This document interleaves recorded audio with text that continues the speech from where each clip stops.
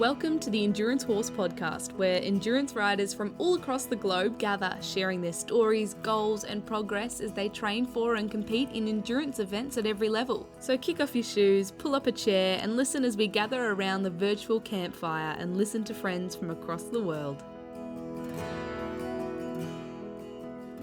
Hello, this is Chris. And this is Jim. Welcome to episode 11. Wow. Yeah, Endurance Horse Podcast. I think I'm going to exceed my goal of 12 for the year, easily. Oh, easily. Easily. So I hope you enjoy this episode. In the United States here, it's Labor Day weekend, which means it's a long 3-day weekend. But Jim's on call. Yeah. So we got to be on a short leash, so we got to stay around the house. Might go walking. That's always a good thing. Might clean the garage.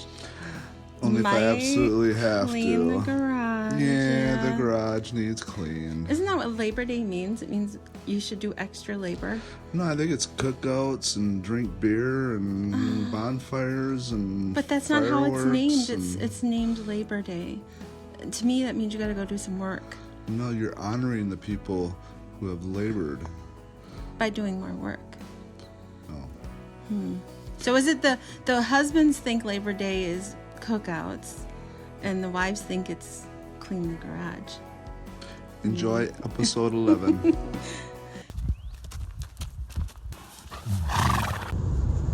Hi, this is Melissa Coolich. It's been a little bit since I've submitted my last podcast, but that's because we've been very busy attending lots of endurance events. This month we attended Shore to Shore, Brabusser, and Northern Highland. At Shore to Shore we actually did 3 days, Monday through Wednesday, point to point with both our Mustang Zero Sum and our younger Arabian Chasmin. They both were very good, and they both completed all 3 days. That's a really neat ride because you rarely ever repeat trail. We actually only repeated one section of trail one time the whole 3 days, which is pretty neat. It's also a very low-key ride, so it's a great ride for younger, newer horses because there's a little bit lower energy at that ride. So all in all, a great experience. It's also beautiful. We drove over the top on the way there, Mackinac Bridge. I was a little worried about a horse trailer on Mackinac Bridge, but I had nothing to worry about. That bridge is gorgeous. So and driving up through the Northern Peninsula is also a gorgeous experience. So all in all, a very relaxing visit and a relaxing week. We actually left on Wednesday and had planned on staying through Friday because Zero got a girth gall, so we took him home early. But on the flip side, Chasmin had done so well and had started to really enjoy herself the second and third day. So we decided while it was fresh in her mind that we'd take her to an LD to do her first solo ride. So we went to Brabusser with Chasmin for her first solo LD. And she did a really nice job. Considering she'd done 75 miles 3 days earlier, she completed in second place and just, was happy all day. And the greatest accomplishment was that she, wasn't trying to rush to catch up with the horse in front of her, wasn't trying to slow down to be with the horse behind her. She was just happily plugging along all day, which was awesome. We did have one moment of excitement. I actually had a stirrup bar break, not the stirrup bar, which was totally bizarre, on my saddle. So she handled that well when my stirrup went flying while we were galloping along. So that was exciting, and I was pleased with how she handled that. So all in all, great time with Chasmin. So after that, we gave her a little time off while we focused on our other horse, Short Stuff. Short Stuff we've been bringing back after we gave her a break after Biltmore and brought her back about 6 weeks ago and thought we'd do an easy 50 last weekend at Northern Highlands. That ride is gorgeous. If you haven't been to it, it's one of the most beautiful parts of Wisconsin. It's a touristy part, but with lots of chains of lakes. So not the Great Lakes, but there's about 1,000 lakes in the area, and you can actually boat from lake to lake, and it's very, very neat. But if you're just going up there to ride, you can. They have some great trails, great national forest, and lots of restaurants and touristy things in the area. So all in all, another great place to visit. So we went down there thinking we were going to just finish the ride and get her back in shape, and we actually ended up coming in first place. We tied for first with another rider, and she just did fantastic. She had so much left in the tank. She could have easily done another 20 or 30 miles after we finished. So she was very ready to go and rearing to do more. So that's really exciting. For that reason, we're going to take her to the 100 at Colorama in a couple of weeks. I'd like to finish her first 100 there, so then we can look at, doing another 100 at Broxton in November. So all in all, a really good month, and hoping to have another couple of great endurance months here coming up. So see you on the trail. Bye-bye.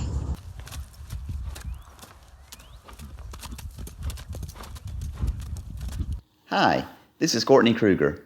This year, the East Coast Ride and Tie Championships were held in conjunction with the Iron Mountain Jubilee Endurance Ride in Ivanhoe, Virginia.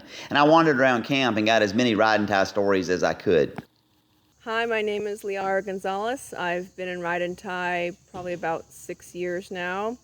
Time flies when you're having fun, so it's hard to remember how long I've been doing it.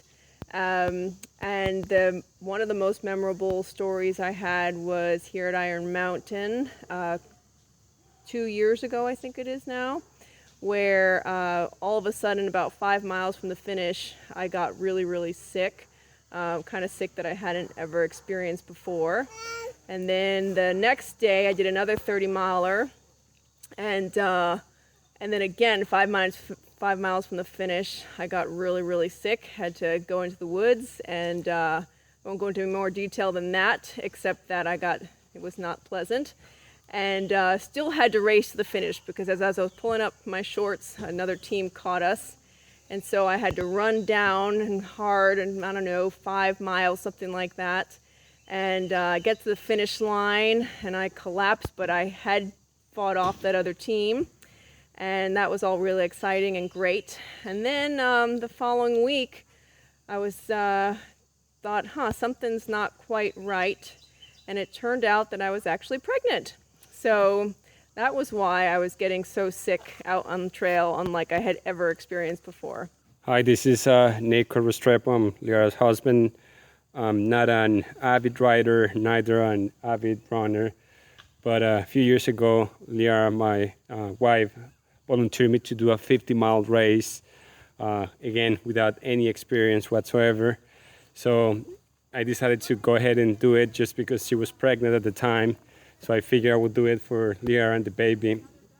I'm trying to nap, but what a mistake. So anyways, we started at 7:15, I believe, in the morning. And by the time we got back to the finish line, it was close to 6:30 p.m. But every single part of my body hurt. It was probably one of the greatest experiences ever, but I think I need to train properly for the next one, or maybe do like a 30-mile and then slowly increase it to 50. But no, it's a great experience. I hang out with a bunch of really nice people, and I look forward to do it once Liara's pregnant with the second one. My name is Carrie Barris. I have been doing Ride and Tie this is my 7th season now. And I don't have a story from Iron Mountain where we're at right now that's so great, but last year at Big South Fork, we were out with the Krueger's horse Coda. It was his first weekend of Ride and Tie. Second day, we're doing 2 30 miles, so he's getting a little tired, and so we're giving him, some rest. We're not working very hard. And 5 miles from the finish, the third place team catches us. We're in second place. And so we just started racing at that point, and he got a second win, and he was fine. So we're racing in 5 miles, and just about a mile from the finish, Courtney's starting to get tired. I'm tired, and we're like, all right, we got to push this so we can keep this second place. And so we come into the finish, and I'm on the ground, and Courtney passes me on the horse, and he's like, you want the horse? I'm like, no, if we switch, we're gonna lose. So I'm running up this hill. I have no idea how close Barb Matthews is to me, but I know she's right behind me. So I'm running, and they're all yelling at me to run, and I'm pushing it. We get to the top. We finish. We come in second. I turn around. They're right behind us, so we definitely needed to race it in like that. But my favorite part of the story is we're celebrating at the end, and Coda takes one look at Courtney standing in front of a water bucket and just pushes him right in. He was like, this is what you get for racing me hard for these 2 days. But, well, he's turned into a great ride and tie horse, so I guess he didn't mind so much. I'm Patrick Vaughn. And I'm Ellen Hart. And I've been doing ride and ties for about 2 years. I've been doing ride and ties for about 7 hours. So today we did the 30 mile at Iron Mountain.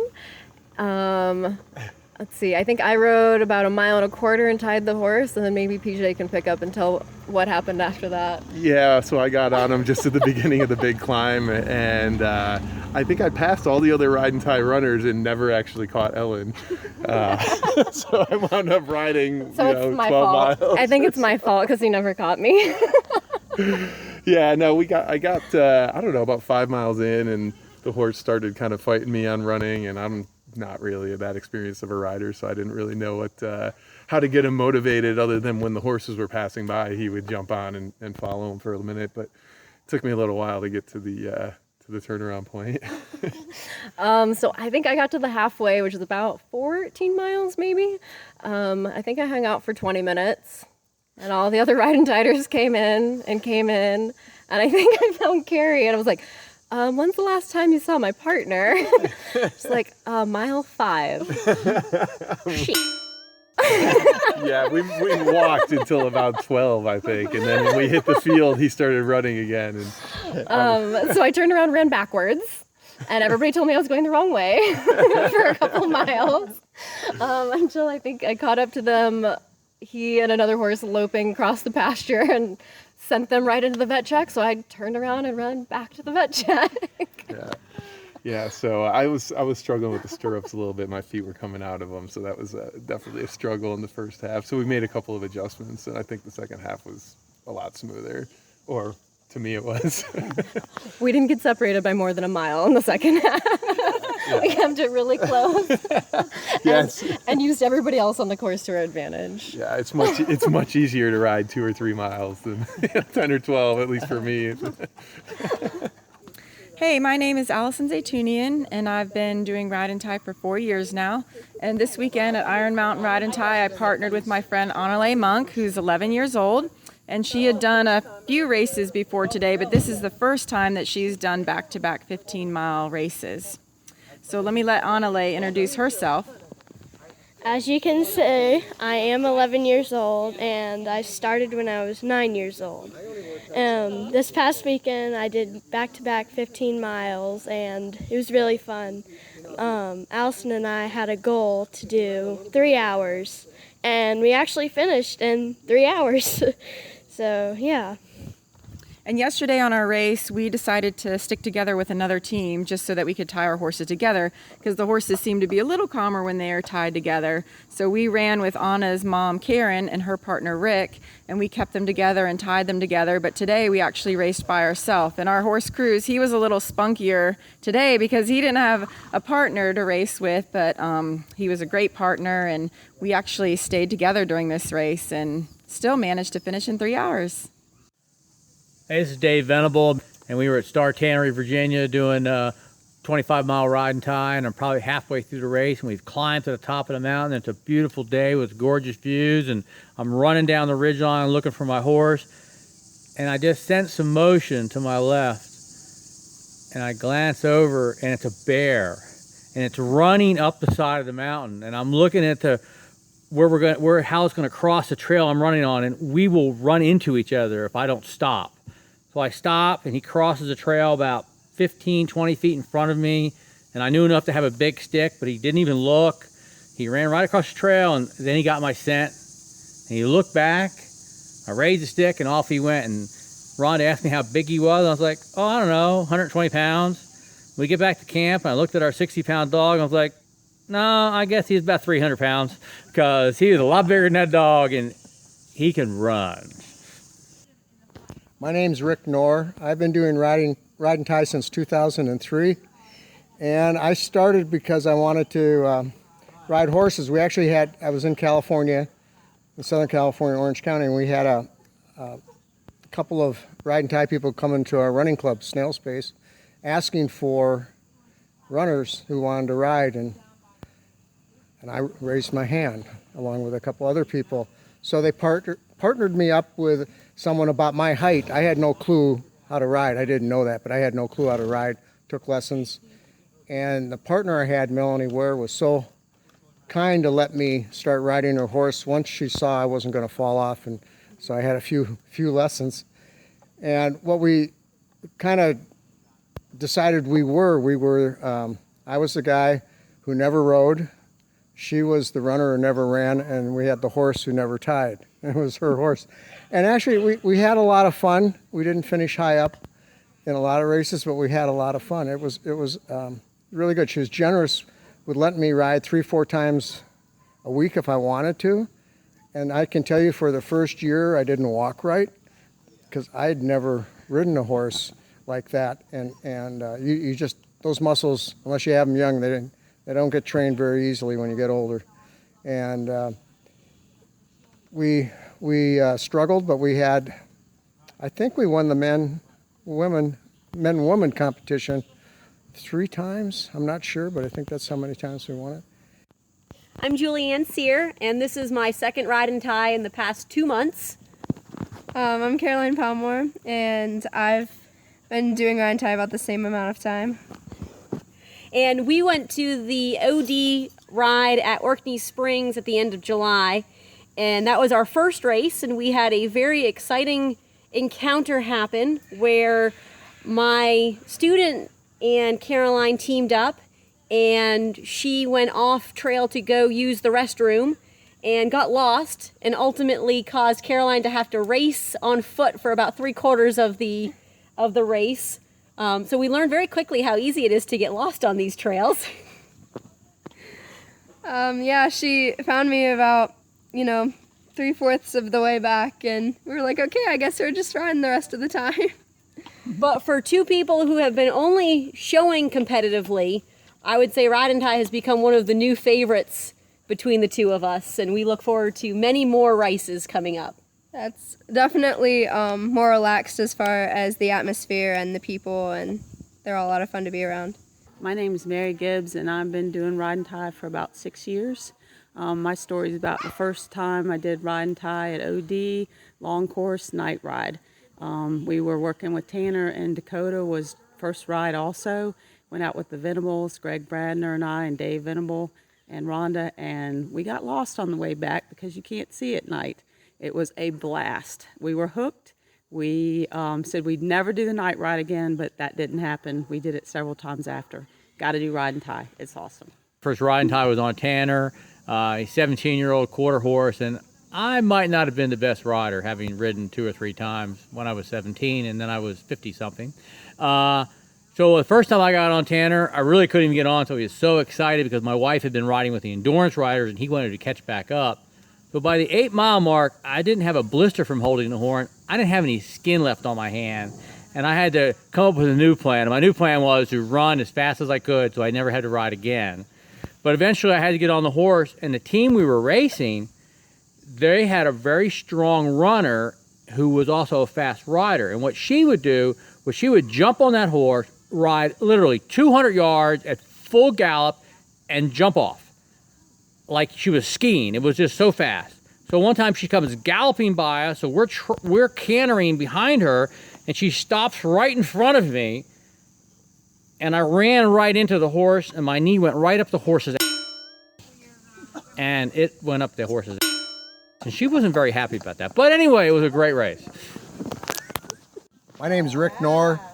I've done a bunch of riding ties, but one I did in Mount Adams, it wasn't a great day because originally we had some problems with some tack braking and whatever, so we kind of started dead last after a couple of miles. I mean, that's where we were. So we got in the vet check anyway, and we got there okay. My partner goes out, everything's going good. A friend of mine says, "You look tired, can I help you get on the horse?" And I said, "Sure." Well, I wasn't paying any attention, and I didn't have the horse set. When I got on the horse, he kind of moved a little bit. I was on the back of the saddle, and he took off, pretty much in a gallop. And I'm not a very good rider, so I wasn't sure I was going to stay on, but I did. I was able to get over and get back on the saddle. I grabbed the reins, and I'm yelling at the horse at the top of my lungs, trying to get him to stop.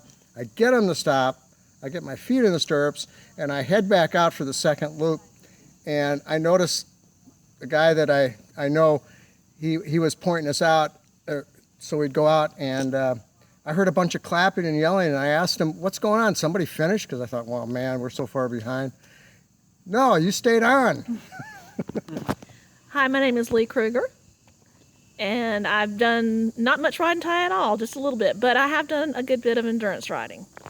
And I'm Courtney Krueger, her husband, and I'm the one that does the riding tie. And we're going to tell a story from Iron Mountain from 2015 when Lee was doing an endurance ride and I was doing a riding tie, and what happened on that race. And so Lee is going to start. Okay, so I was going to ride in the limited distance ride, and we started out, and we were at the beginning going up a bunch of switchbacks, which meant that the trail was very narrow. Someone ahead of me had to stop, and when they did, their horse's rear end was facing out towards the trail. Because the trail was so narrow, everybody was in single file, and they were filing past this horse. And as I filed past the horse, it kicked. Well, of course, it hit my leg instead of hitting my horse.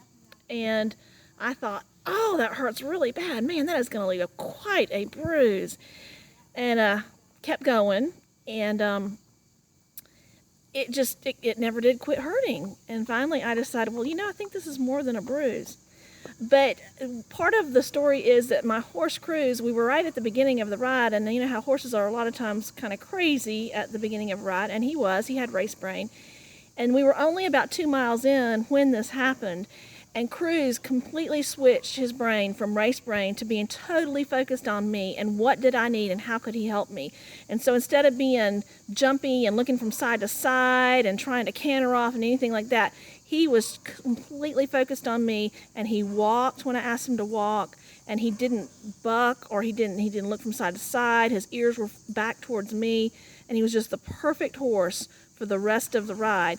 Luckily, there was a road crossing at about 6 miles, so I went forward till I got there, and they were able to get a trailer to come pick us both up. And it turned out that my leg was broken, but I still ride today, so it's okay. And so my perspective on this story is that the riding tie started 15 or 20 minutes after the endurance ride started. And so I'm making my way up the same course that Lee was on. And it just so happened that day I was the only male riding tie person that was in the race. And so when Lee gets to the 6 mile road crossing, she tells them, when my husband comes across, you'll know him because he's the only guy who's doing riding tie. Tell him that I've gotten hurt and I've gone back to camp, but I want him to keep going in his race. And so I get to the road crossing and they tell me this. And so in my head, I'm thinking she got hurt a little bit. She's going to go down to camp, get the truck, drive the truck up to the away vet check, and I'll see her up there and I'll find out what's happened. So I get up to the away vet check, and there's no Lee up there. And so I think, okay, well, maybe she's just kind of chilling out in camp a little bit after this, whatever this minor injury she must have had is. And so I finished the 30-mile race, and I get into camp, and I am now a little, of course, concerned what's going on. And so Janice Helterbridle was my partner that day, and her horse, Pete. And so I just said, if you don't mind, you, of course, run him through the final vet check, but I'm going to go find out what's going on with Lee. And Janice said, of course, she'd be happy to do that. So I go down to where we're camped, and there's the horse, but no Lee. And so I go back up to the entrance and where all the ride management was, and I asked, do you know what's going on? And they said, yes, she broke her leg, and of course my eyes get as big as saucer plates, and she's at the hospital, and my eyes get even bigger, and they say, but don't go to the hospital because actually they are already headed back. They'll be headed back in a few minutes, and you'll miss her if you try to go to the hospital. So she comes back, and it was the small bone in her leg, and she didn't have to have it cast or anything. But I was to ride the next day with Carrie Barris, and so I found somebody else who had a horse and who needed a partner, and so I'd kind of taken care of Carrie because I was sure Lee's going to get back. I'm going to take her home. She's got a broken leg. We're not staying for the rest of the weekend. And so she gets in, and of course I check on her, and she's doing okay. And I said, I've already taken care of everything. I just need to take down the pen, and then we'll leave. And she said, what are you talking about? And I said, well, we're going home. You've got a broken leg. And she said, oh, no, you've got a race tomorrow. You're racing tomorrow. I don't care if I got a broken leg. And so my wonderful wife hobbles around on crutches, at a camp instead of being at home where she could have been a whole lot more comfortable so that I could do my riding tie race. And that is just the epitome of a great spouse, but also a great riding tie crew chief and horse owner and coach, because she is all those things for me as well. You did good.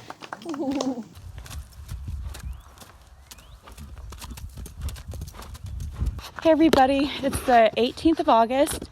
I don't have a huge update or anything. I am back from California after Tevis. I took a nice long vacation in San Diego.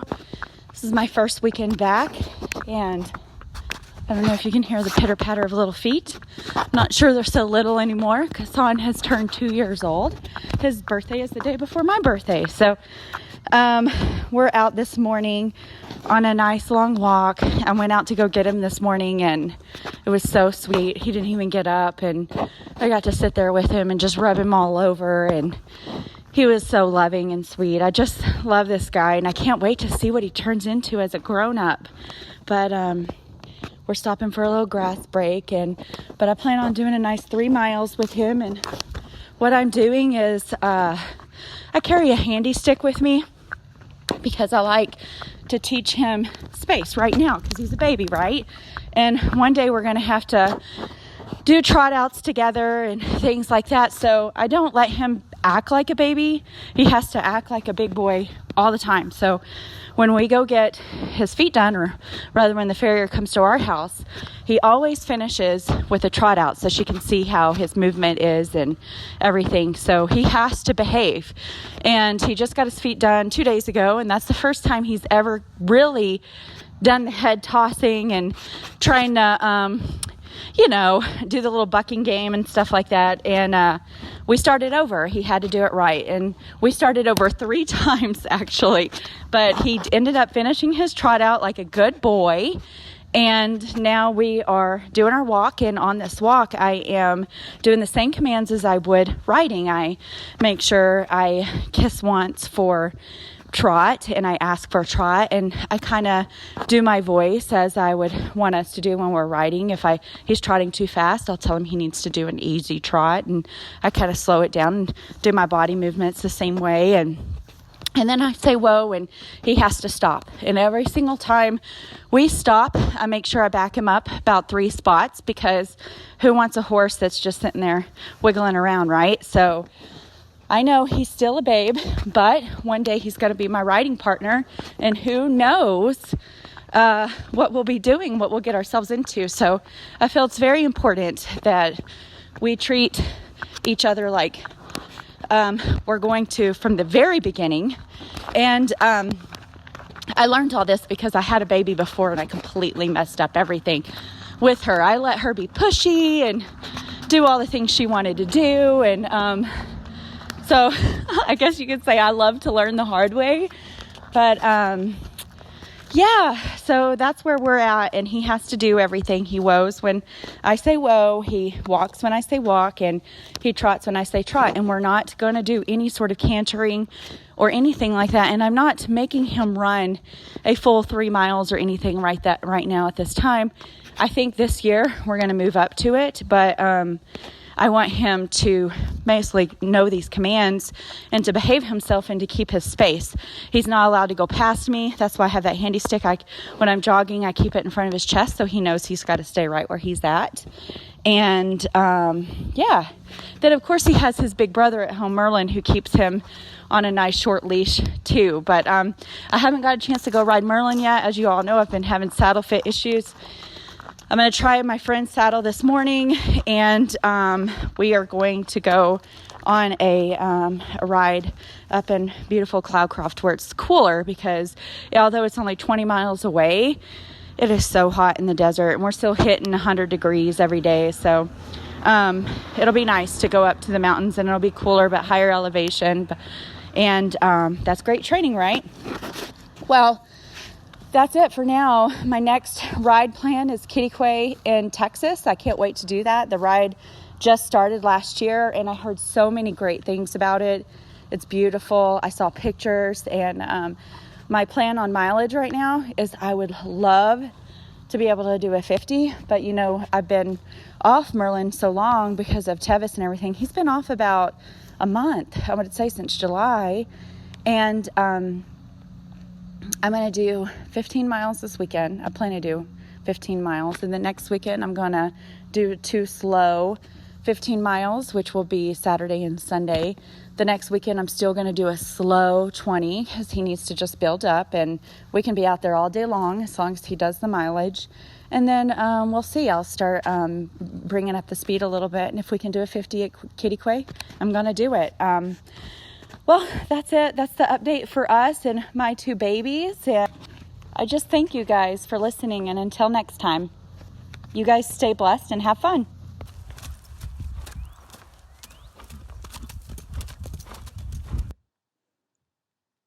Doing the Ride and Tie Championships with a miniature horse was not the original plan. It wasn't even the backup plan. When me and my friend Joe Proctor decided to do the Ride and Tie Championships that took place in Georgetown, California at the end of June, we decided that we had plenty of time since we were deciding to do this 6 months early, and between us, we had 2 experienced endurance horses, and surely one of them would be able to do it. I had told her from my previous experience in Ride and Tie that you really needed multiple people and a herd of horses in order to get 2 sound people and a sound horse to the start of any Ride and Tie, but we decided to take our chances. Sure enough, our horses started to go lame in early spring. Mine ended up with a huge subsolar hoof abscess that was one of the worst I've ever seen, and I'm a vet, so that's saying something. She ended up being lame for about 2.5 months and did not come sound until a month after the Ride and Tie. My friend Joe's horse ended up coming up a little bit lame at an endurance ride, and because we're cautious riders and wanted to make sure that it didn't turn into a bigger problem, we decided that her horse needed a break and we would not use it for the 32-mile course. At this point, we had some horses we could have borrowed from friends, but neither one of us was that excited about riding an untested mount. I'm sort of an adrenaline junkie. When faced with 2 choices, I'm the one that's going to choose the option that is going to make the better story, but I also choose my risks very carefully, and riding a horse that's new to me and untested is not something that I'm really comfortable with. I also have had some things going on in my life at this point that made me a little bit more cautious. I just didn't have the prep time I usually have for a ride. In May, so a couple weeks before the end of June Ride and Tie, I got a diagnosis for why I'm going blind in my right eye over the last 3 years. I actually have a type of benign cancer called optic sheath meningioma, and unfortunately, even though it's a nice benign tumor, it's in the wrong spot in my brain, and so even a benign tumor can cause issues if it's growing somewhere where there's space limitations, like your brain, and in this case, it's on my optic nerve. So there's lots of medical decision making that needs to be made on top of that. I have a 2-year-old human child, and that adds a layer of difficulty as far as being able to find the time to practice Ride and Tie on a new horse and coordinate practices. I also had a second horse that was having some medical problems that ended up having a tumor on her ovary that we were trying to get figured out, and then if that wasn't enough, I had a 100-mile running race, an ultra marathon, that was going to happen about 3 weeks after the Ride and Tie. My friend Jo, her life is equally as busy. We're both a little insane. She is a vet student at UC Davis, and so when put together with our lack of time and everything else, we just needed an easy option, and the easy option was treating the Ride and Tie like a run and taking along a little miniature horse that belonged to our friend Alicia Camberg, who runs the Wild West Endurance Company. Her miniature horse is named Jellybean. Jellybean had completed an official AERC LD endurance ride a couple of years ago with another mutual friend and did fine. She conditions with the big horses, comes along as a little mascot, and keeps up with regular training rides. So this was not an idea that was too far out of reality.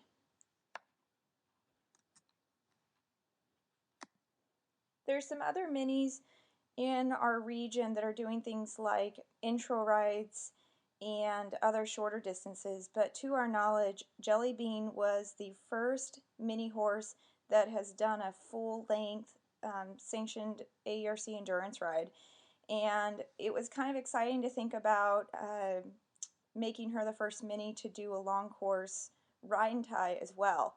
We double-checked the rules of the ride and tie organization, and miniature horses are not prohibited, so we knew we were good to go. We also double checked with the event organizer that we weren't missing something. She's a long-term ride and tie person, Susan Smith. We also, I would suggest anytime that you go to a different sport, even if it's very similar to something that you already do, such as endurance riding or ultramarathoning, and really it just seems like it's another extension, even though it's operating under a different organization, I would highly recommend that you read the rules. It may be very similar to what you are used to, but it also could have significant differences and prohibit certain things you're used to doing.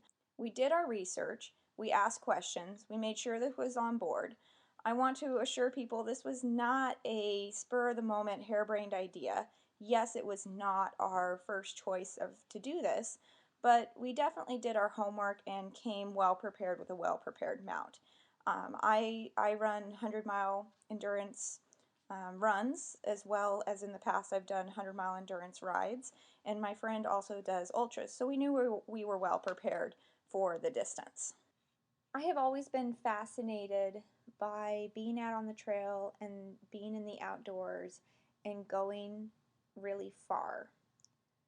The first time that I got involved in an endurance sport was when I decided to run a marathon when I was 17.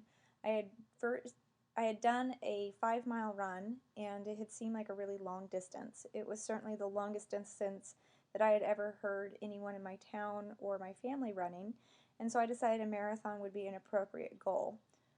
It was a couple of days later that I figured out that a marathon was 26.2 miles, and I was not at all sure in my ability to do it. I've never been that athletic or that fast, but I've always had a lot of determination, and because I'd said I was going to do it, I did it. I ended up just absolutely falling in love with being out on the road or the trail or just out there in general in the outside, continuing to go and go and go. And so I continued to run road marathons into my early 20s. At some point, I was in the middle of a road marathon. It was the Sacramento CIM, and it wasn't going very well, and I decided that I would rather do this kind of distance on horseback. I had heard of endurance riding, specifically riding 100 miles, and it really fascinated me. I had catch rode through my teenage years. I didn't have a horse of my own, but I would ride any horse that someone would let me get on. And I was a decent rider by then. And when I graduated college, a friend gave me a standardbred that was not going to work out for their herd. And with her, I started my endurance riding journey. Ended up acquiring other horses along the way, and did end up riding 100 miles. It was just as good as I imagined, but always told myself that I wouldn't be able to do trail running because I lived in a part of the Northern California, Sacramento Valley that's very flat. I attended vet school and had put on my resume as general interest that I was both a marathon runner, although it had been some years since I had done any kind of real distance running, and that I was an active endurance rider. I applied for a job, and when getting hired, or I should say being interviewed, one of the questions that this woman asked me was whether or not I'd be willing to try ride and tie. It turns out she was a longtime ride and tie person that needed a partner. Ride and tie is 2 people and 1 horse completing a course together where the 2 riders are alternating, one running and one riding, and then switching off and continuing down the trail that way.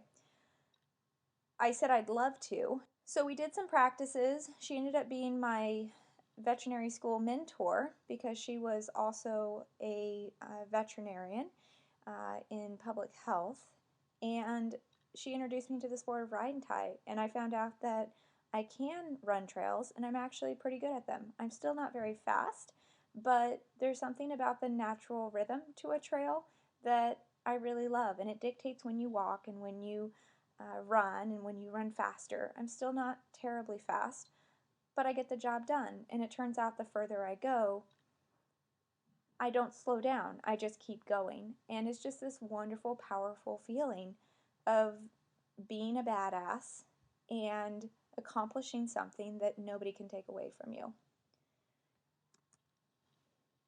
I credit Ride and Tie for introducing me to trail running, and I decided to try my hand at longer ultra marathons, those race distances over 26.2 marathons, and ended up running 50 milers and then 100 miles on my own 2 feet. So at this point, I run long distances, I ride long distances. I do have a blog that I've maintained for almost 10 years. It is called melnewton.com. That's MELNEWTON.com, and it is Dr. Mel Newton, the running, riding, writing veterinarian. I try and update it here and there. I'm not as active on it as I used to be, but I've written a lot over the years, and I've been very honest and transparent about my activities and my journeys and some of the lessons learned. So if you want to hear more about what I've done over the years, that's the place to check it out.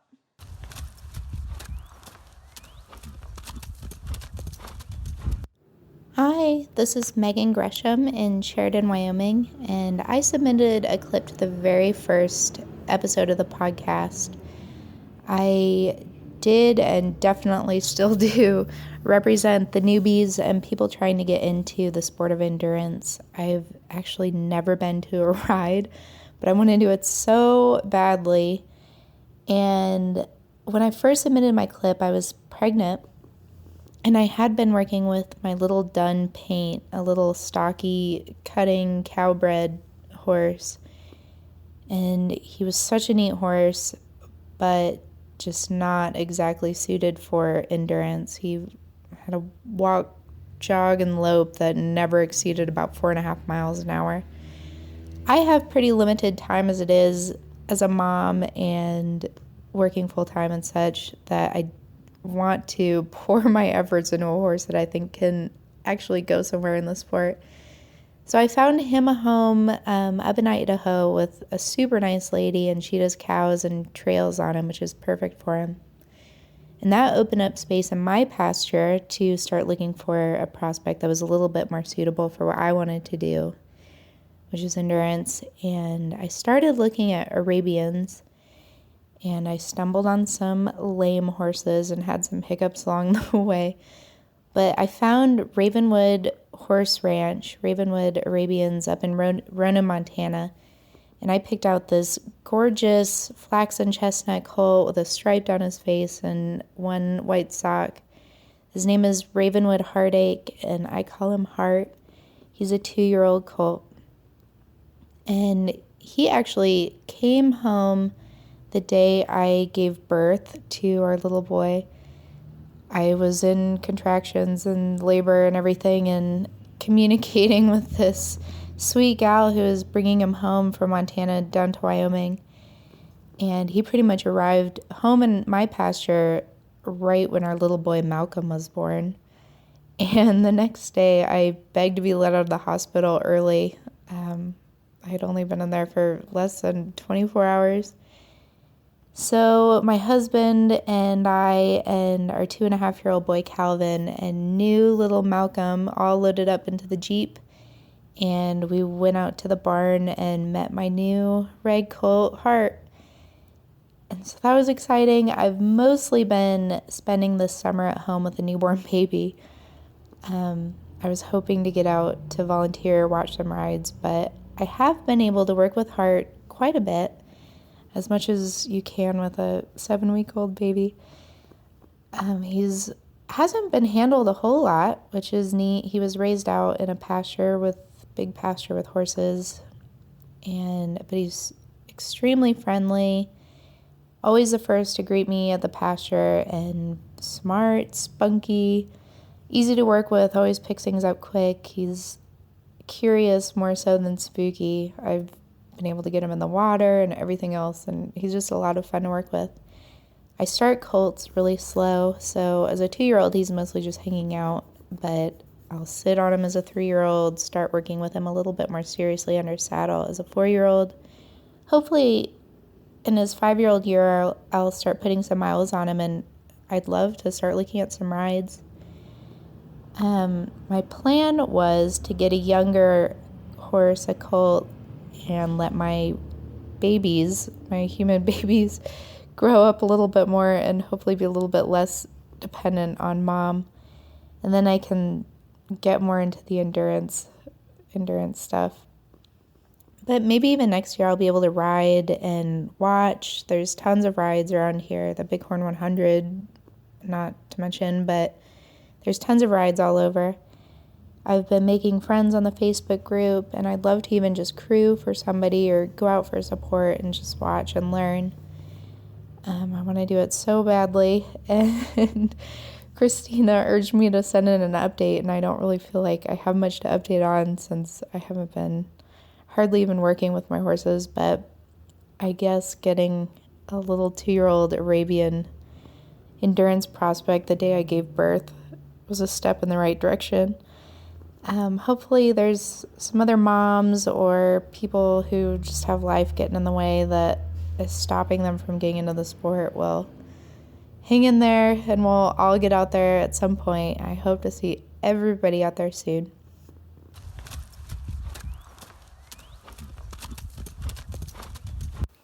Hi, my name is Rachel Greely and I'm from Wausau, Wisconsin. The weather here has been awful for a Wisconsin summer. It's hot and humid and dry and just all around makes for a yucky riding summer.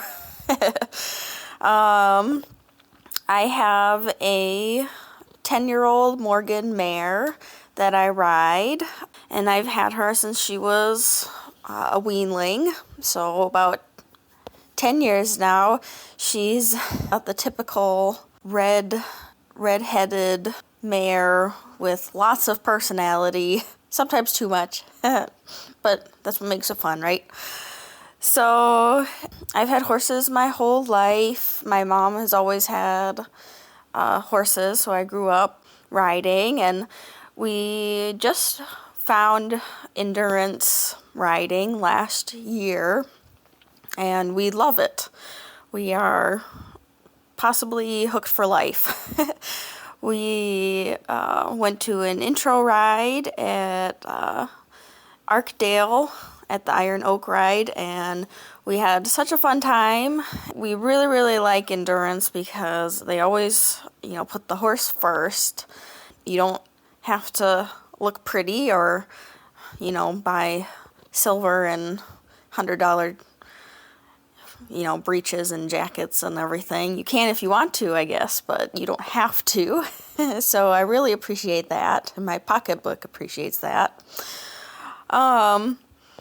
But anyway, I was asked to talk about the ride and tie event that my brother and I did a couple of weeks ago now at the Louise Rydell Memorial Brawbuster Ride.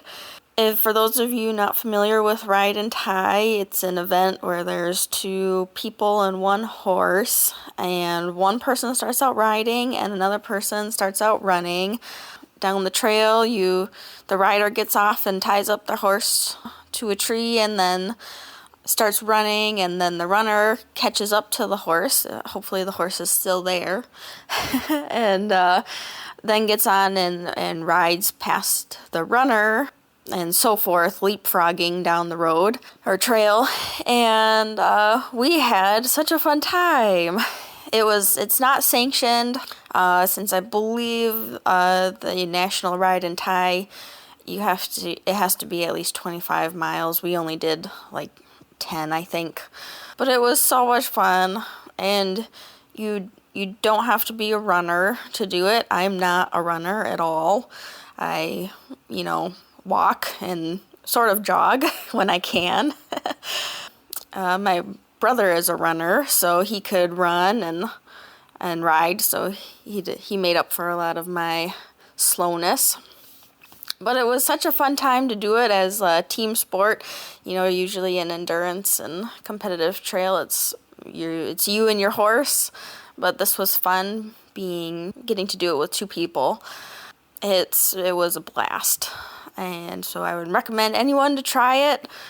You don't have to go fast, but it was a lot of fun. The National Ride and Tie Association does have a wonderful website if you want to learn more about ride and tie. There's not really, at least from what I could see, there's not really a whole lot of sanctioned events in the Midwest. There's a lot out west. But maybe in the future we'll have some in the Midwest. If more people want to try it out, that would be a lot of fun. Another thing that distance riding related that my mom and I found out about was mounted orienteering, and we tried one of those events this summer, and that was a lot of fun too. It's basically a scavenger hunt on horseback using maps and compasses to find clues and lettered plates over a distance. And that was really fun too because, I really like the team aspect of it because you need at least two people to do that. And there is a website too for mounted orienteering. If you Google that, they have a lot of great information too, and so I would encourage anybody to try that out as well. It was a lot of fun, and so we look forward to trying that again. But anyway, my mom and I are hoping for this warm weather to be almost gone so we can do more conditioning comfortably. And do more competing. This warm weather, my horse does not like it, and she gets allergies pretty bad. So I'm excited for the cool fall weather in Wisconsin.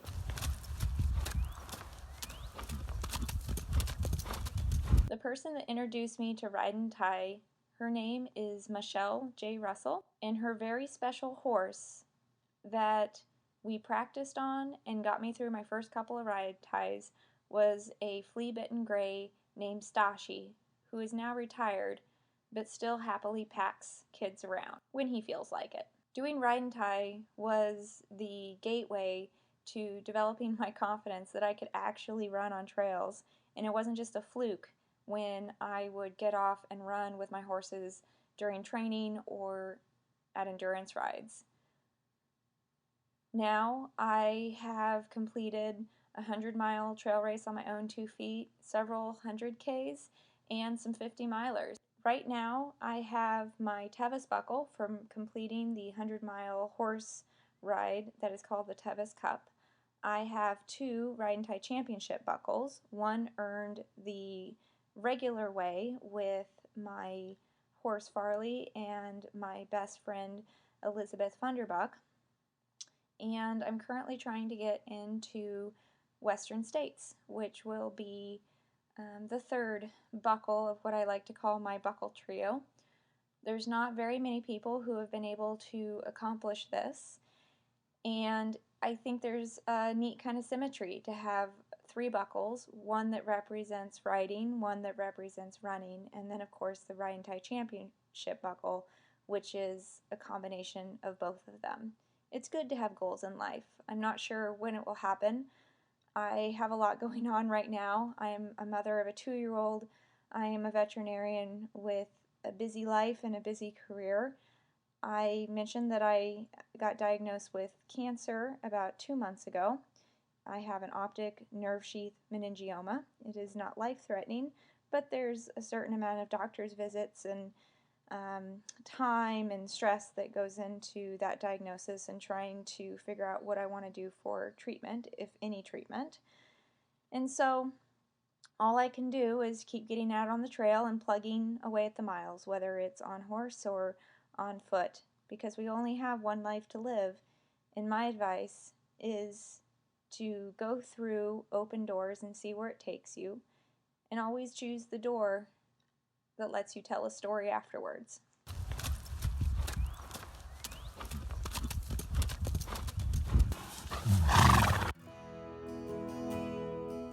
We enjoyed having you along for the ride. Endurance Horse Podcast is where you get to share your adventures of riding good horses through beautiful country. Many stresses in life are washed away by a good gallop, a steady trot, or by simply saddling up your favourite horse for an easy ride. Remember, every mile a memory. To share your story on Endurance Horse Podcast, send an email to endurancehorsepodcast@gmail.com. Hi, Jim. Hello. So we got a little bit of a walk-in and no garage cleaning done. No, but the rain did stop. The rain did stop. It was nice to get a little walk-in. We got chores done ×2, and maybe we'll tackle the garage tomorrow. And you've got episode 11. Yeah, look at you changing the subject. Yeah, Carol Wagner Boots with partner, we're supposed to, if the rain holds off, we're supposed to finally go get her photo session done tomorrow, and you'll come help me, right? If the sun is shining. If the sun is shining and the babysitter's willing, right? Yep. There we go. So most of this episode, uniquely, was ride and tie. Almost all of it, except I think Melissa Coolidge with her awesome shore-to-shore update. So what do you think about trying ride and tie sometime? Maybe? If we found a 6-miler, maybe? Something to look into. Well, just rest at ease. There's none around here till next year. There's almost none in the Midwest. Boo, you missed that one, didn't you? Okay, all. So we're going to continue with our Labor Day weekend. And I guess keep sending in the files, because as soon as I get the files, I put the episode together. As you can tell, because we had BAM 1, 2, 3 in a row, because that's how many files I had. So if you've ever thought about sending in, send it in. There you go. You got it straight from Jim. You guys have a great, blessed weekend. Talk to you later. Bye.